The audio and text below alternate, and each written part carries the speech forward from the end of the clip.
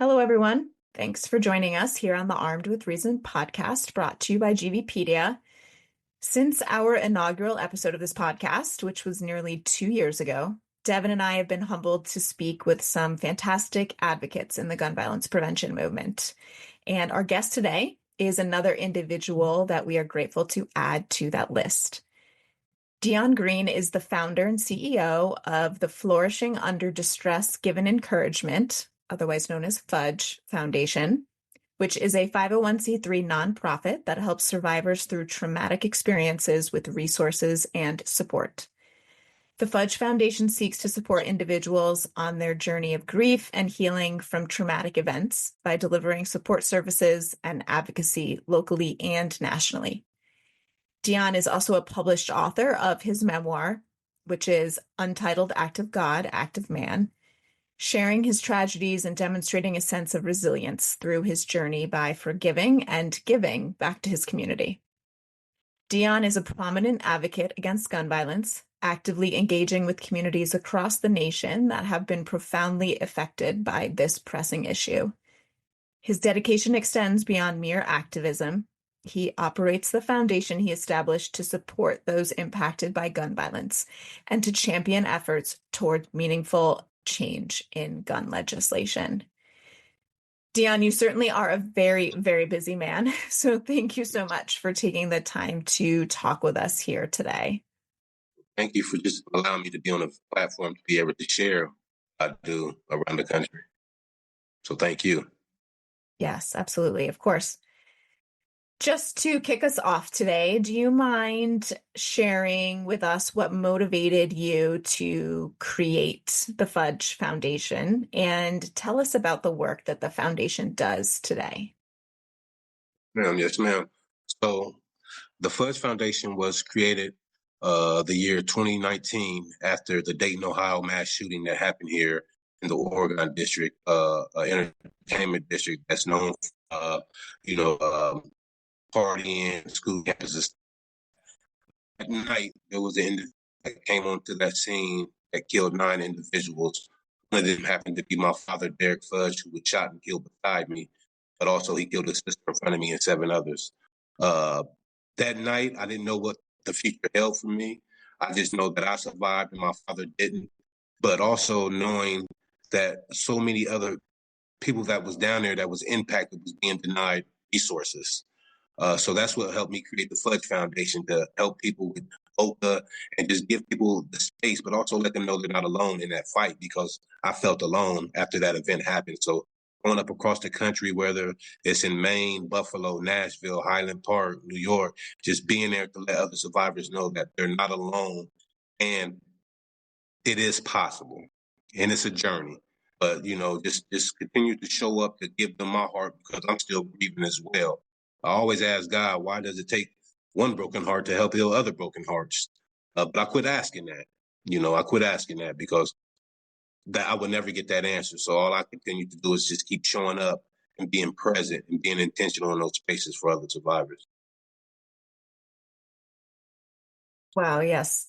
I'm so sorry to hear about your father. Maybe you could tell us a little bit about him here? Yes, yes. So, as you know, my organization name is called the FUDGE Foundation. That's the acronym, but my organization stands for Flourishing Under Distress Given Encouragement, which is a 501c3. But I created in honor of him, but the work is for many. My dad is a big Pittsburgh Steelers fan. I'm a Colts fan. So, a lot of my colors on my website is in honor of him. So only know that the black and gold is really in honor of him. My father, he had a very rough life growing up. And what really hurt me the most in this situation is it took my father 57 years to understand what life really was. And then it was robbed from him. But my dad loved dogs. He would give you his shirt off his back. He always stood in front of the store and rang the bell for Salvation Army to collect for Christmas. So the year when the shooting happened, I stood in place for him. And when I tell you, I don't know how he did that, because that was one of the hardest things to do, to stand on your feet from sun up to sun down. But I did it.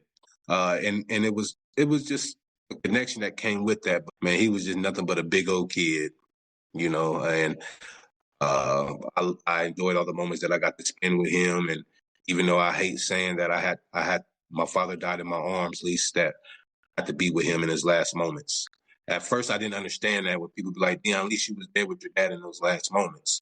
Do you know I can tell you that story without closing my eyes? Or, it's just a vision that I play back constantly, replay. My father was shot 5 times beside me, and not one of those bullets touched. So, but in the beginning of my journey, I would get mad. But as a mother and a father, what is the one thing you'll give your life for? Is your child. Very So, children, yeah. so knowing that my dad, hopefully he had a smooth transition, knowing that I wasn't laying beside him as well either. So this fight is just bigger than me. I'm just going to continue to keep showing up and just not hoping that somebody else that hasn't go through this feeling, because everybody don't bounce back, right? And sometimes I see that in my advocacy.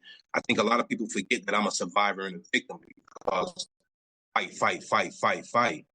But when there's times for me to not show up, and I say, hey, I can't right now, I can send resources from afar. I feel like sometimes they get mad, but they don't understand that I'm depleting myself. I'm still healing. So I have to recharge, because if not, then I can't pour into you if I don't have nothing to pour. So, that's been one of the hardest things, is setting boundaries, because every time there's a shooting, Southwest flies me to these places for free to work with the community, but also elected officials, just knowing how to approach the situation, because you think common sense will be common. In those moments, common sense is lost. Mm-hmm. And for like example, you have contact with me, but I hear from the news first, where you should call me first before the news relay that message. It's just common courtesy. So, just helping people get through the things that wasn't in place for me. So, and that's what a leader is, to help take what you have learned to shape it and create it better for others. But also, I don't want nobody to feel any of this pain. But that's what created my advocacy work. This wasn't my life before then. I didn't have no directions on what to do next. I just kept showing up and speaking out and fighting my way into doors. And I always tell people, the biggest asset you got in your toolbox is your voice. Use it. Continue to use it, because as you continue to use it, somebody's listening. And that person might pull you to the side and create that connection, but also a connection can lead to other things. So align yourself up with other people that have the same mission, the same vision as you, to make the impact bigger. So yeah, it's just been a fight, and I've been learning it all by myself. But I always look at everything for a reason. The work that I'm learning, when I pass it on to the next leader, I don't bird feed him. I give him everything that he needs to be best for, or thriving, to be able to help others that go through it. Because in this fight, there's a lot of egos involved. It's sad, but it is. It's a lot of egos involved. I always say, yeah, me and this person, I used to say, yeah, we do the same work. But then I had to think about it. No, I do a little bit more differently.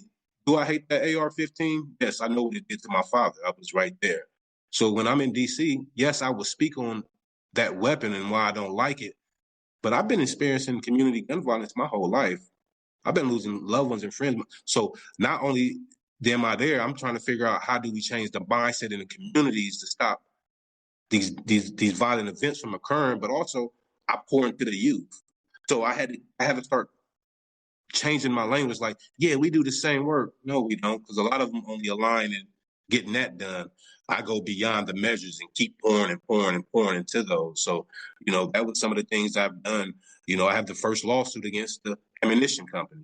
That was very draining, because you're talking to lawyers and they scared to get involved, because those 3 letters that that we're fighting against that make presidents, they're nervous.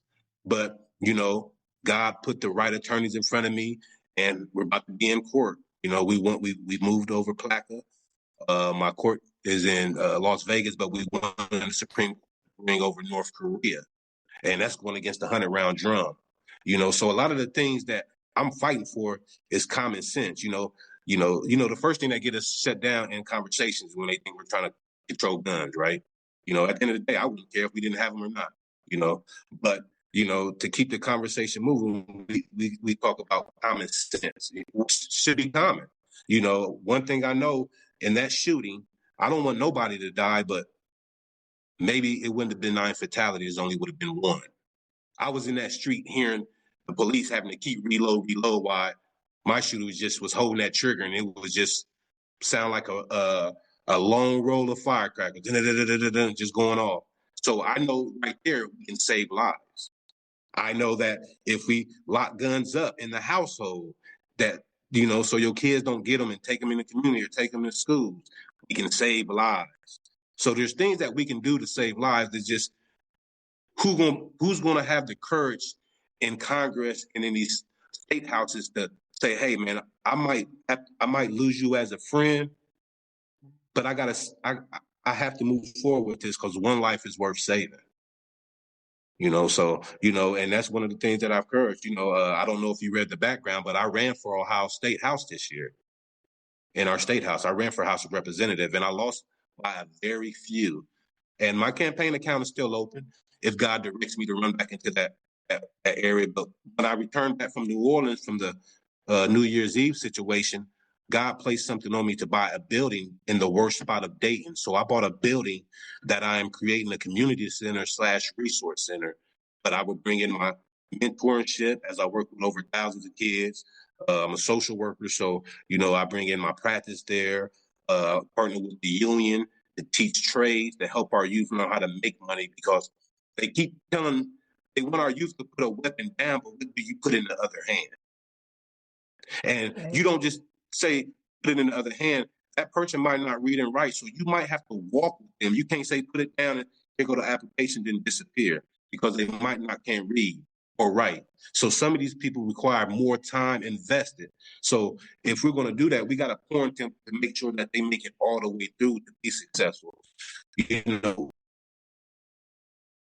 Your point that so many of these issues related to gun violence, they're not silos, right? We can't just address one. So you saying if you're telling a kid to put the gun down, what are you going to put in his hands instead is extremely valid. And obviously, we know that community violence intervention programs are extremely important in this country. Of course, those things are not for free. And if we really care about saving lives, like we say do, and I use we as in the collective, including politicians who like to stand at press conferences and say the right things, but unfortunately don't always act in the right ways, then we need to we need to put our money where our mouth is, for sure. And your point about schools as well. I saw a statistic earlier today that said 3/4 of guns that are used in school shootings are from the home. And so if we care about teachers as much as we say we do, and this week happens to be Teacher Appreciation Week, then all we need to do is simply lock up our guns. And unfortunately, that means the bar is terribly low. That instead of bringing a nice thank you gift to our teachers, we just hopefully won't put them in a situation where they are in danger, or their students, our children, are not in danger.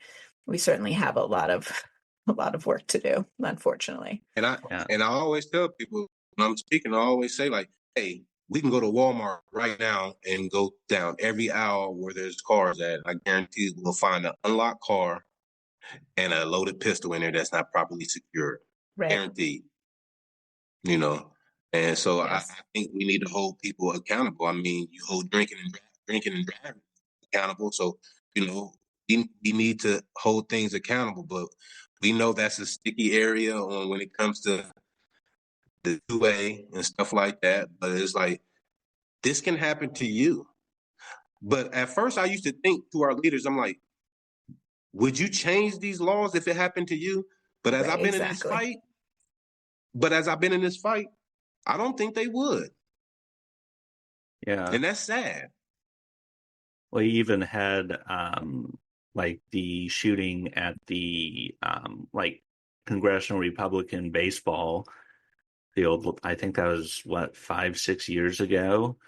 and none of them have changed their positions, and in fact tend to be like, oh, more guns will be the answer. So rather than like, it's almost the direct opposite approach of like, hey, like you don't want a gun in these kids' hands, where are you going to put it with? Well, now they're doing with teachers where it's like, put down the pencil and pick up a gun. It's like, no, this is the exact opposite. I really do appreciate your um, comments and wisdom on how gun violence is multifaceted, and but requires a comprehensive solution and not silos, because there's so often, unfortunately, in the gun violence prevention space, like, oh, I'm going to focus only on an assault weapons ban, or only on safe storage, or only on community violence interruption. And while that's all that work is incredibly important, and oftentimes these are small organizations with a limited budget, so they kind of have to pick their focus. But as a movement, and for even larger organizations, we have to recognize that everything's interconnected. Because with safe storage, one of the important factors is making sure those guns aren't stolen, which there's around 200,000 to 400,000 guns annually that are stolen. And then those guns end up in the communities where the community violence interruption programs are doing their important work. So while I've heard from like the pro gun side that there is no like gun violence is all these little other or like different aspects that require tailored solutions, it's like, no, it is all interconnected. Even if the violence is mostly appearing in one form in one community versus in another form in another community, it all ties back to the lethality of these firearms and the complete lack of regulations and also community support. And all of that needs to be addressed. And I'm deeply, deeply grateful to you and your work that you're seeing that sort of picture and trying to address all these various factors that all contribute to the same overarching problem. Yeah, because what I have experienced is that, man, the mass shootings kind of creates a separation as a systemic barrier. And I'll go into a little bit more in depth about why I say that, because when you hear about the mass shootings and organizations that are in DC advocating, 9 times out of 10, you don't see most of the advocates that look like me. So sometimes I call and say, hey, why I'm not there? I ask you that, because at the end of the day, I'm a victim too, just as well. My shooter was a white male. But for some reason, in community gun violence, like I said, gun violence has been very prevalent in the Black community. But as it starts to hit certain communities and wars, they didn't think it reaches, now we want to ban this, we want to fight that. But where was that at since we've been experienced? Like I said, I've been losing loved ones to gun violence since I've been a child. A lot of these other individuals, I hate that they had to go through these measures, but that's probably the first time they ever experienced gun violence, to be honest with you. But when you see other organizations going on in DC, you see I do speak up and say something. Why wasn't I invited? Because I have just as much as knowledge as you do. Probably I have more, because I really have lived through that life. So, but also the difference that I see is the community gun violence, we don't get the resources. Well, I'm not going to say we, because I got them, but they don't get the resources as the mass violence unaliving. So now it creates, what makes you better than me? Why can you get the help and we can't? So, it's muddy waters. And I'm just going to continue to keep showing up, but also advocating for all, but also understanding where, I hate the term black on black violence or crime. You don't ever hear about Asian on Asian or Japan on Japan. So we're clickbait. So you see the shooting that happened today, but you don't come back a year to see how it affects the community and the resources they need. So I'm very big on What are you doing to help them get through that? Because just because my shooting happened in 2019 and those resources was available then, you can't tell me when my trauma is going to resonate. It might resonate in 2026. Are those resources still going to be available? So, and when these shootings happen, we know that Nova shows up, right? They create a community center. Families come, they come and ask for help, this, and that. First and foremost, the Black and Brown community have been bamboozled and hoodwinked when it comes to research. From the Tulsa, from the airmen, from being experiments. So we understand that we don't kind of show up because the trust ain't there. So that's why I show up in communities like that. I go into the community to let them know that they're not alone.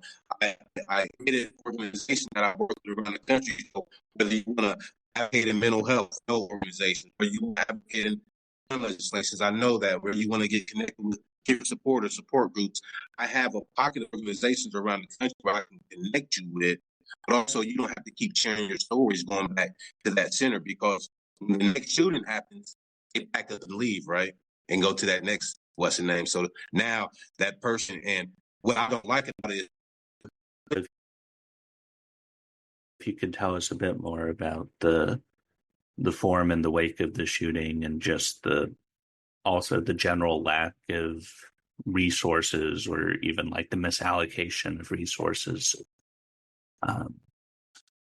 Okay, so yeah, the reason what really created the FUDGE Foundation was my father was denied help from the state of Ohio due to him being 9 years and 6 months uh, of not being in trouble, and the requirement was 10 years. But also, I was hearing about other survivors that was shot that wasn't able to receive the help as well because they had like their medication and there. So it made me think. I'm like, well, if we're being denied, how many other people are being denied this?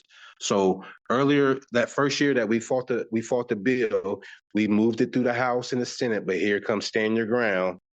So that passed throughout the whole country, right? So and that was in lame duck session. So boom, the following year we resubmitted it again, and we ended up getting it passed. So we we revised the bill so anybody can go back and reapply in the Oregon District mass shooting who didn't get the services, or who had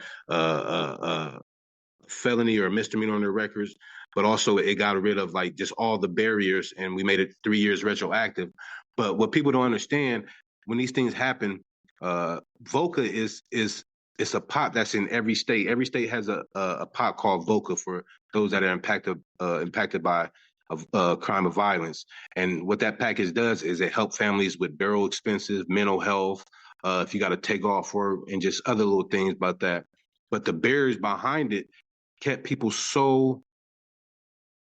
out of the loop, made them ineligible because all the requirements. And we kind of know what community that was affecting the most, Yeah. So that what made me fight that. So, but also just the application process is just, oh my gosh, it's very invasive. So imagine you just lost someone right beside you, and then you get this package to fill out everything. I mean, it's asking questions that you have to think about because you're like, man, I don't even know. In the midst of, you ain't even buried your loved one yet. So it's like, why am I filling this out and this, and that? And then the day of the funeral, I get the letter back of being denied. So I ripped that paper up and said, hell with Ohio, because it made me mad, but it just made me realize, like, and the thing that I would speak on the floor said, yeah, we all miss our loved ones, but we are the ones that's dealing with this. And I used my example on when you don't address those that have been through it, what it looks like. So, for example, when the shooting happened, I was coping in a negative way, right? I was drinking alcohol. So I was running from it instead of facing it. So, I'm running from it, my alcohol intake up. So listen to how I play everything out and how this forms out if people don't get the help. So my alcohol intake goes up because I'm trying to cope with it in the right way. So the alcohol is the only thing that I do.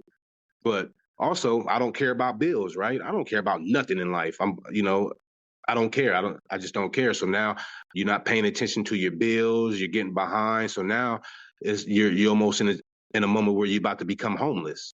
So this I'm just showing you what the cycle will look like if we don't address it. But now as you about to become homeless, that alcohol just don't do it no more. So now you like, man, I need something a little bit harder. So now you move to something like hardcore drugs, but now you're homeless, you don't have money. Now that turns into crime. Because now in order to support my habit, now I'm looking to rob to get what I need. So if we don't address those people that like myself that go through it, we're going to be the next statistic coming through your courtroom because we didn't get the help that we needed. So from all of that, you got substance abuse, you got homelessness that can occur because don't nobody care about nothing in that moment. But also you got crime that's going to occur because if you take that substance abuse and you need to do it further your substance and you need hardcore drugs and don't got money, you're looking to rob and steal. So now that's crime. But also I'm your next wave of a criminal coming through your courtroom because I didn't get the help that I needed. So we have to pour into those that has been impacted to make sure that they get everything that we can offer them to be able to be Right. a new person they're going to be.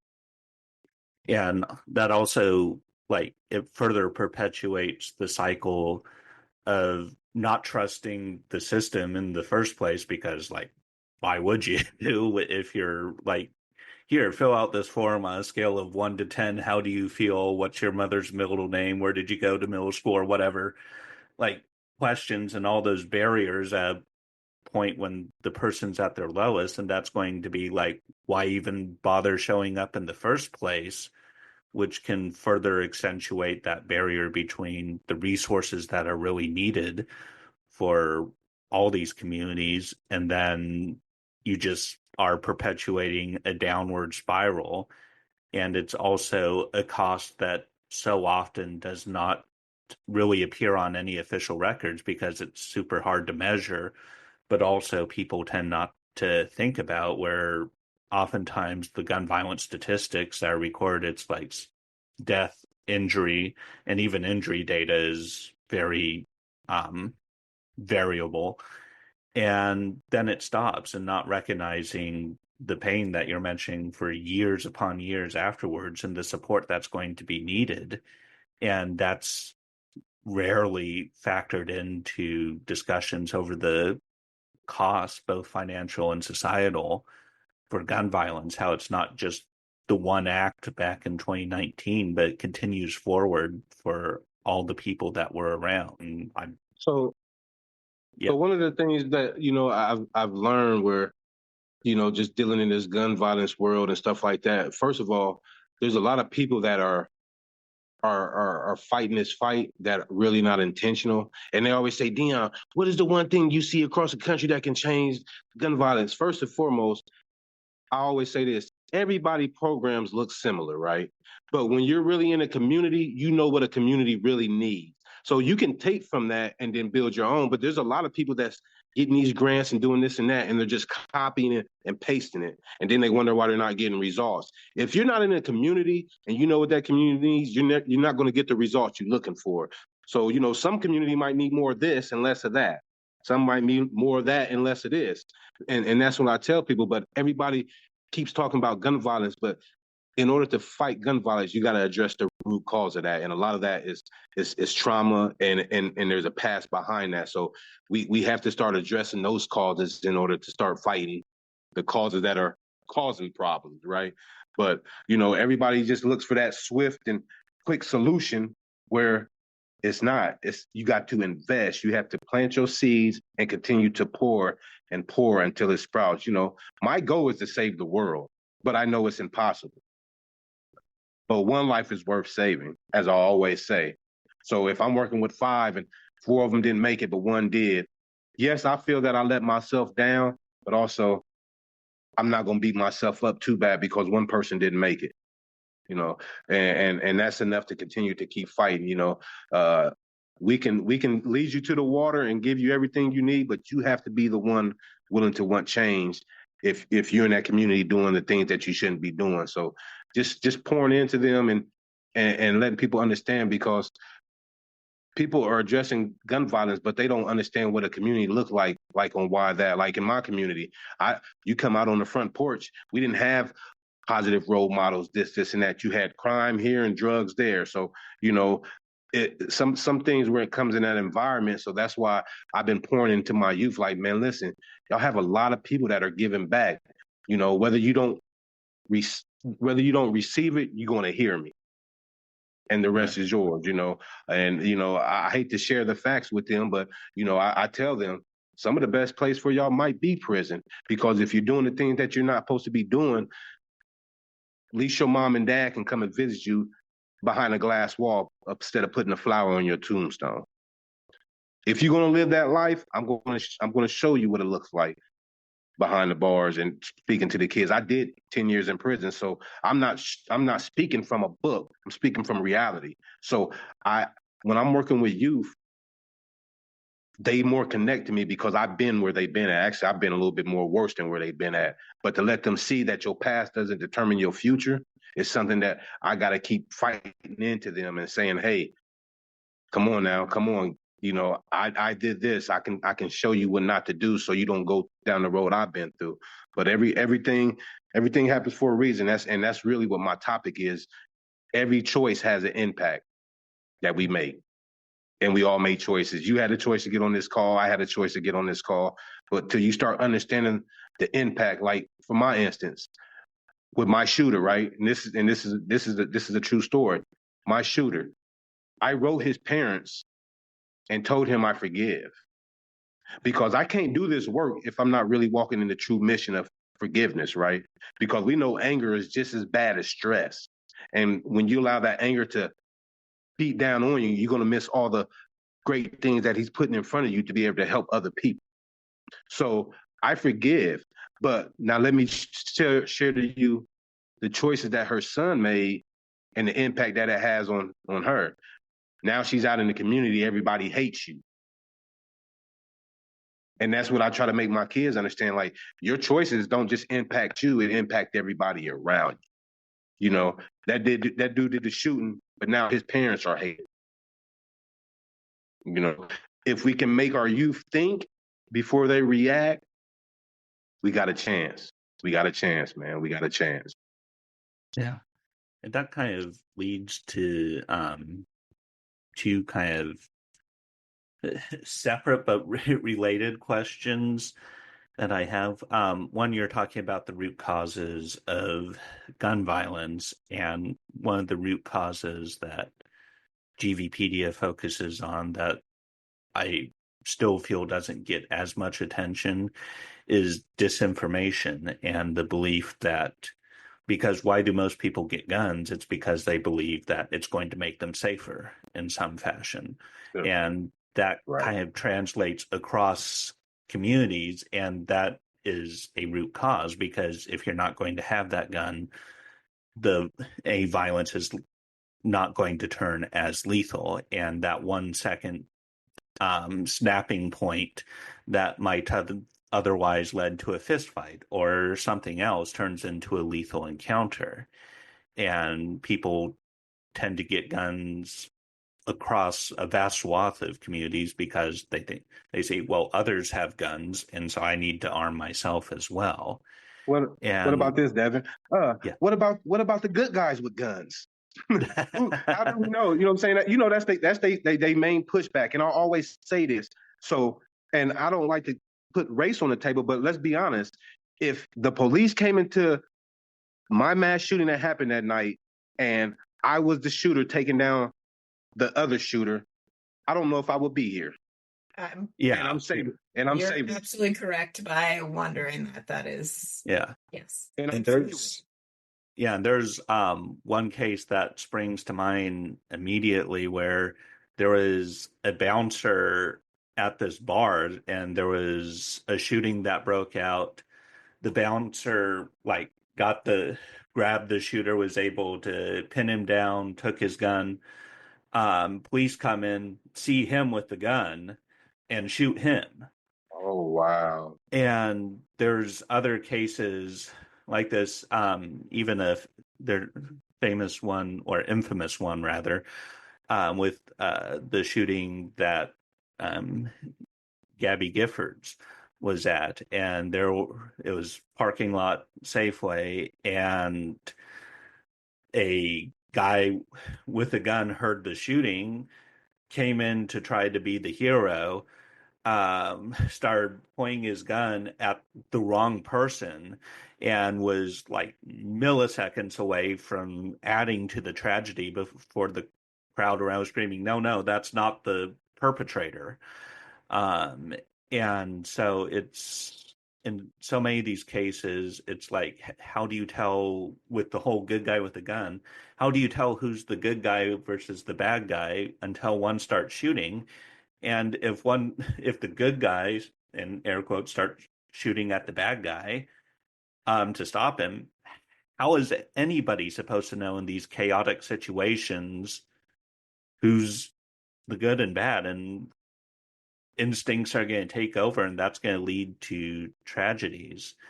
And we see that many times. And yeah, like, I fully agree in your situation. Like, you add another gun to that scenario, it's not going to make things better. And that brings one more incident to mind, because you touched on one of my hobby horses, as it were, where there was the Dallas sniper shooting. Um, like, gosh, that must have been like a decade or so ago now, where a sniper was shooting an open carry rally. And of course, the moment shots ring out, all these guys who were open carrying AR-15s and stuff are scrambling all over the place, like trying to raise their guns to figure out where the shooting's coming from. And the police officers there had a full nightmare, because everybody has guns. It's super hard to figure out where the shots are coming from. It just created an entire fiasco that likely resulted in more people being shot and killed, because nobody could figure out like who was doing the shooting, as everybody had guns. Um, but yeah, so to kind of end my own rant on this, I'm curious, in one part, where, like, what sort of disinformation, kind of like the good guys with guns, do you frequently encounter in your work? And then two, like, so much of your story is like resilience and continuing forward even through incredibly dark times.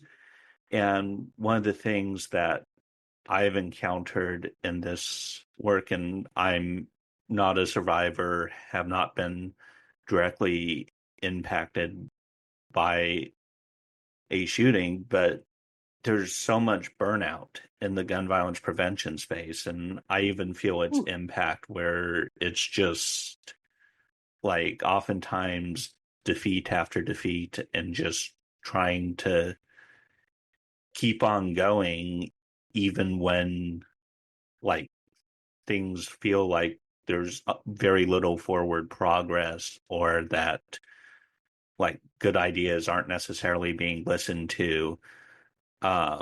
So what sort of advice do you have to So with prevent that, burnout? with the burnout part, I do be tired all the time, but I always say this. I bet you my father and many other victims would love to say that, right? Yeah. So I'm gonna continue to keep showing up, and I'm gonna keep being present and being intentional in any space that I'm used or wherever God places me to. The first thing to the burnout to keep yourself is you got to set boundaries. Boundaries is self-love. You have to love self before you can love others. That's household, that's wife, that's you can't love nobody else if you don't love yourself. So, love yourself, be kind to yourself, pour back into yourself, and figure out what brings you maybe not joy, but it brings you a little bit of sunshine in those moments. So, I'm a very born in the city, but I'm really a country guy. I love being on the water. I canoe. I throw big mental health retreats here. This year to be my Honey and Sage bonfire event. This will be the 5th year. Last year it got so big where I bring in like 30 entertainers. vendors. We do workshops on sustainability, community building. We hold workshops going down the river, and we do a co-op, and it's a weekend where I wear no shoes. I'm just grounded to the earth. And last year we had over 300 campers. So you stated it's a weekend full of just festivities and building. And everybody brings out their tents, and they got the areas, and we just glamp, and we build. We build relationships. We have co-ops come from Pittsburgh, Chicago, and we look how sustainability. So we teach kids just nature. I love fishing, and I love working out. But also I have a circle of friends that I vent to. So like Devin, you might be one of my friends that I call and just cuss out. You don't say nothing, but you let me off my chest. And I do that for my people. I tell people you can call me anytime. And when I say they do, because my mental health breakdown don't come between 7 a.m. and 3 p.m. Mine comes when the world is quiet, around 3 a.m., 4 a.m. And that's when it just gets unbearable, because I've been trying to understand this. I hate it so much is that when you experience something so dramatic, my brain is like in 2030 on how to save lives. Like it don't shut off. I'm always thinking, what's next? What's next? Much as I love that, much as I hate that. I just did a interview somewhere, and I just told him, I said, man, I'm tired. I would love to go on a trip and just smile and laugh and not think about nothing else. But in my car is my dangerous moment, because I won't turn the radio on, and I'm thinking, what's next? How can I save a life? What can I do to impact? What's different? And you'll hear that from pretty much every survivor that has done something. I always tell survivors, you can never be the person you was before. You are a new person. So just imagine when I'm telling you this. I changed 2 times in 2019. The tornado, I can never be that person who I was then, because that was something dramatic. And then 30 days later, here comes another super dramatic event. So I changed twice, identity-wise, and who I am. And I'm still learning and still fighting. I wake up every day like, who are you? But my first defeat to the world is I get up and put 2 feet on the ground, because anybody that has been through something so dramatic, we can lay in bed for the whole year and not do nothing. Yeah. And I forget where I heard it now, but like there's this one quote of like, we are what we do, not what we did. And I think that can be rather empowering, to where it's like, yes, I mean, what we did in the past has consequences and stuff, but the choices we make right here and right now, that's what can define us. And we keep doing that each and every day going forward, and making that active choice of who we are right now. Because you got to understand, some people, when they experience this, some people don't. We all grieve and heal differently. So just because I got up and speak, the rest of my other families, they don't speak up. I speak for them all. So we all fight our battles differently, But my healing journey is my walk through my pain, but also creating purpose out of it. So, even though it's healing, people say, Dion, how do you go back to those mass shootings and help those communities? And you've been impacted. That's just something that God gives me the strength to get there, to get through it. But it does beat me down, and Uvalde beat me down. Buffalo really beat me down, because it was the similarities was very the same. Body armor, all of that. So, I put myself back in those moments, but he's protected me in those moments, because somebody else needs me at that moment, right? A lot of people don't know what's next. I didn't know how to plan funerals. I didn't know how to do this and that. So I'm a guidance. And I want them to see that when you're ready, it's possible to come out that dark hole and come out even stronger than who you was. And it's okay for multiple things to be true, Dion, right? It's okay to think if my father was here, or my son or daughter was here, or my best friend was here, or whoever someone has lost to gun violence, or the more than one person, unfortunately, they've lost to gun violence, it's okay to think if they were here, they would love to be tired, right? They would love to be putting up this fight. That can be true.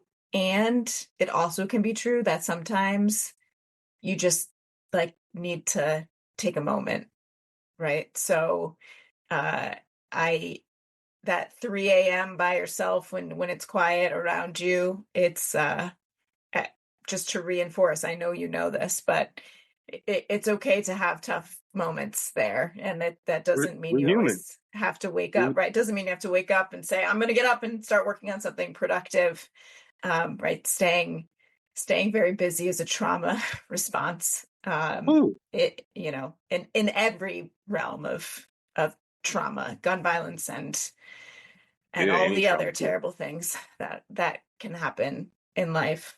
But for us here, you saying the quiet part out loud, which is what you're doing, right?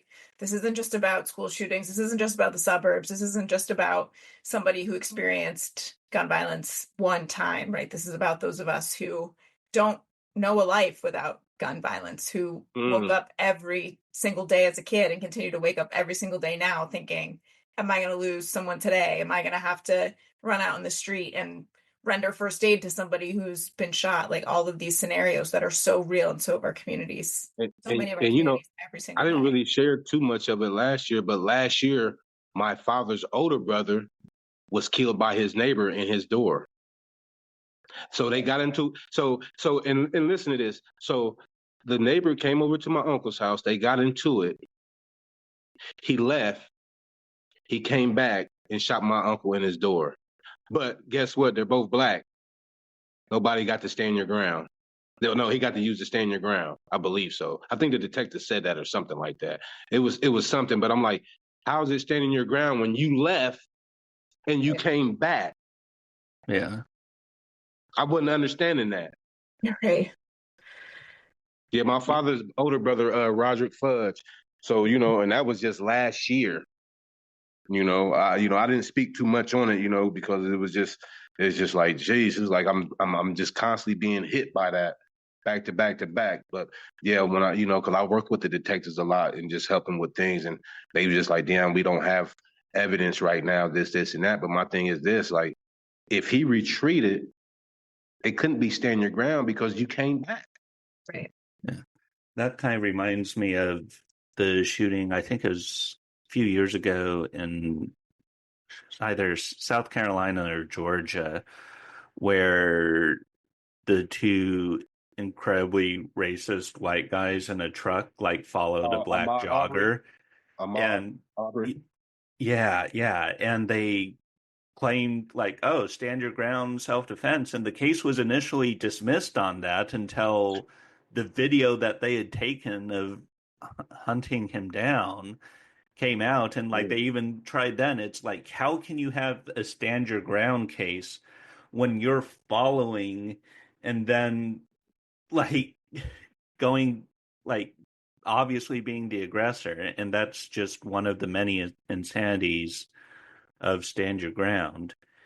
And to kind of wind down here, as we want to be respectful of your time, I want to touch on something that you had mentioned earlier about basically kind of the cookie cutter or copy and paste type approach to many programs, and the lack of trust in researchers.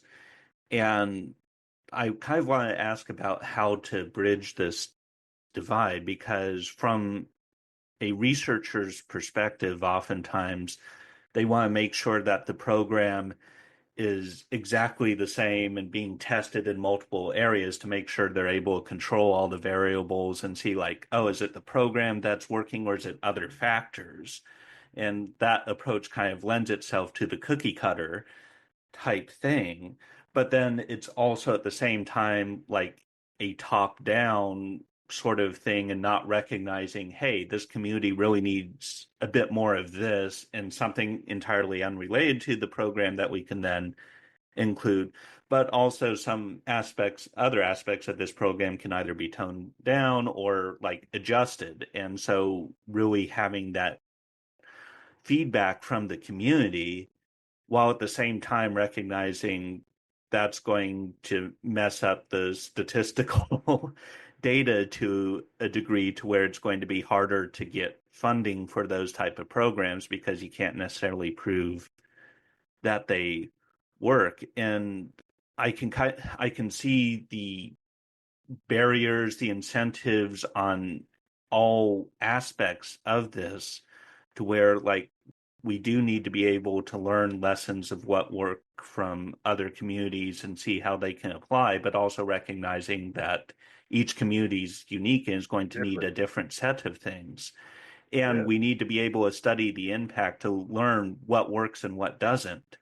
So how do you feel we can kind of bridge that divide between the advocates on the ground and who truly know the community and researchers who might know like, hey, this worked really well in this other community and there's lessons that can be applied, but to create some sort of flexibility while still being able to measure everything and be able to get funding in the future for life-saving impacts? Man, that is an amazing question. And that's some of the things that I face here because, on the DOJ's website, prevention looks like this, blah, blah, blah, blah, blah, blah, blah. But prevention can be, hey, Devin, do you want to go out and eat? And we sit down and have a conversation and you might was going to hurt yourself. But me and you eating gave you you said, man, I'm going to live today. Right? Prevention comes in so many different shapes and forms, you know what I'm saying? But they think that it has to be this program, this, and that. Sometimes, man, it's just spending time with the individual, showing that somebody cares for them. So there's ways that prevention can help in so many ways, but we're so caught up on one way and one template where if it don't work go this way, this is not prevention, blase this, blase that. Like I tell people, I'm on TV a lot. It's hard to see whose life I done saved that was probably watching that television with a gun to their head, but heard my story and say, if he can make it, I can make it. And they don't kill themselves. And I probably never speak to this individual a day in my life. So I can't really share numbers of this, and that because somebody's watching and I gave them another day on earth to live because they thought they had it bad and they seen that I've been through worse and I'm still moving forward, trying to shed love and light. So, it's we have to work together, but also, man, a lot of this stuff involves ego, man. I don't like working with organizations that are ego driven. If it's not impact driven, I don't want to because a lot of the stuff is, if your logo is bigger than mine, I don't want to be a part of that. If it's this, and that, listen, I'm all about impact. If you're about impact and intentional, I will partner with you in any way, shape, or form. But when I start seeing that we're not on the same page, I have to pull away. And the reason why I say that, because there's a lot of organizations getting money and getting funding, but they ain't reaching out to the people that's really doing the work. So they use us when there's no money involved. But then when there's money involved, it's silent, it's crickets. So, and that's here in Ohio. Like I have a thing coming up here with our senator, and it's just one of the things in Ohio. When I'm outside of Ohio, I'm very much more powerful out of Ohio than I am in Ohio. And it's sad, but it's always your home state is always your hard state, right? But they're sitting here wanting to push policy and all of that. But like I told them, you don't have no advocates up here, people that have been through it that y'all are standing beside, not standing in front, standing beside or standing behind. Because really, when we in rooms and we're given that, we're the ones that really push for your call to action.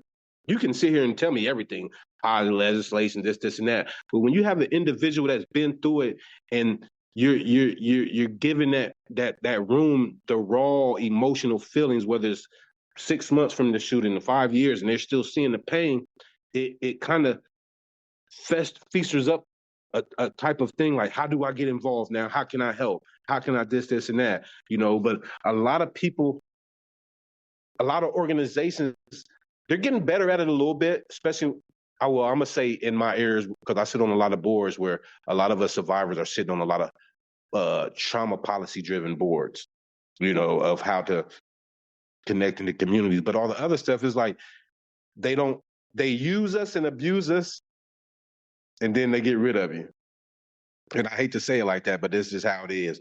Who's the next one up? Who got the next light? This and that. It's sad that it's really becomes a glitz and glam thing. And like I tell people, man, I would give back any and everything I've done to have my father back and the other 8 for those families and everybody else's family that has been lost. Like, I didn't ask for this life. I just stepped into it, and instead of it consuming me and being quiet about something, I said, man, I'm gonna raise my voice and at least try to change something. And that's what I've been doing. But the advocacy part in legislation, it aligns together because it serves that gap on the societal needs and and on the legislative process on a multifaceted approach. Just having our expertise and how we can mobilize and build things, but also with the skill set of researchers and how we bring that vision to life and bring it to a community. And like I tell people, because everything, how's it evidence-based practice, this and that. I like to do things out the norm area and just figure out how it goes, because how do you think things became evidence-based practice? Somebody had to try it first, right? Right. Like we have to continue to evolve. Like the things that worked for us back then in my age group don't work now because we didn't have technology. So now we got to kind of include technology with the prevention side because that's all these kids know. So how do we connect? So it's evolving, but it's also sometimes if the leadership has to change. That's one thing I've seen with the older generation don't want to relinquish their power to the younger generation, and then they wonder why they can't connect to communities. Well, sir, ma'am, you're 100 years old. You don't know what's going on. That's going on in Capitol Hill. They don't know what's going on in this country. Them guys is 1,000 years old. So how do they know what we need best here in our community? And that goes with our state legislators in Boston. You got people that represent my district. They live in the country, ain't never been in the urban part, but you telling us urban people what we need, but you never step foot in there. But like one of the quick things was like about how like violence interruption stuff can occur with programs like TikTok and Instagram, where oftentimes there's like like a lot of overreach where it's like, oh, that's just a meme, not actually violence. But then at the same time, it's like something can spark a violent incident on these like channels, and try to figure out how to navigate that. And you have legislators that are like, what's a TikTok and why are you storing my information in China, like in a box or something, where they have no comprehension of even the technology, but it's fueling everything to where, like, in a way that like 10 to 15 years ago, like these platforms didn't exist. So, yeah, social media, man, it's a gift and a curse. It's a gift and a curse. It can help out, but also, it can hurt. And as I speak to our youth, their moment, their time is called a very viral moment. Anything that can be viral. So I hold social media accountable. I hold the news media accountable, because as we continue they want to go viral. So if we give them the footage and the airplay, oh yeah, okay, they continue to do that. But when you shut it down, it's like a fire. If you put the fire out, it turns into smoke. But if you keep exposing it and one thing happens and it goes 10,000, 20,000, I'm gonna keep chasing that view high. That's what I'm gonna call it, that view high. So now I'm just gonna keep looking for a viral moment. But if we quit feeding into their moments, a lot of things I think would just go would just die down. But when they get the attention, oh yeah, I'm viral now. I need to look for my next thing to do. So if we don't let their fire burn and we just slowly put it out, we go to the next. Like, we had a big fight here in the news in our school, but what they don't understand is you're showing it on television, but there might be a kid that's seen another kid get punched. Like, bro, I seen you get punched, but now you're throwing gasoline on the fire because now you're going to school. Now this little other kid, like, man, why you keep saying that? So now you see how things just chain react. So, you know, a lot of things that I tell the media, like, come on, man, let's start showing a lot of good in the world, and maybe we can change the mindset. I know y'all media is for this, and that, but let's start showing a lot of good and showing that in our communities and what's name, and hopefully people start picking up. You're going to imitate what you see. So if it's like, man, violence, slowly but surely you're going to be a part of it. You know, especially with our youth, and you know, because they don't think, they just do. Then they react. But you know, just I don't know, man. I'm just going to continue to keep pouring into them and then just keep helping them build out, put tools in their toolbox to give them for later on in the future in life, and hope that I can watch some of them cross the stage and become successful in life, man. That's my goal, you know. You know, my age was make it to 18, 21. Shit, they got to make it to 15 nowadays. And that's sad. They don't even know what life is about yet. Yeah, and again, as I said a little bit earlier, we very much appreciate you coming here, sharing your personal story with us, sharing the work that you do with us for the FUDGE Foundation and in all the other avenues that you do powerful advocacy work. And again, for saying the quiet part out loud, because we did not launch Armed with Reason, the Substack, or Armed with Reason, the podcast, to fill it with platitudes and to be yes people and to smile and nod along. We said it to share the truth and to give a platform to individuals who are doing the work, who are living this life, so that the reality of what's happening can be out there in the world. And if people listening don't like that, then and they're involved in the movement, then maybe they should take a good look in the mirror and decide why they're in the movement in the first place. So again, thank you so much for your time. And if you want to just let our listeners know where they can find the FUDGE Foundation, if you want to maybe tell us about your website quickly. Yeah. You can tap into my website at www.fudgefoundation.org to keep you up with the latest things that's going on. You can sign up on my newsletter to get all, you know, the weekly news things that's going on. And also just if you need me, reach out. I'm here and I stand on that. That's all we got. You know, we lean on each other in these moments, and I'm a shoulder to lean on. So please reach out. If I don't have the answers, I know somebody that does.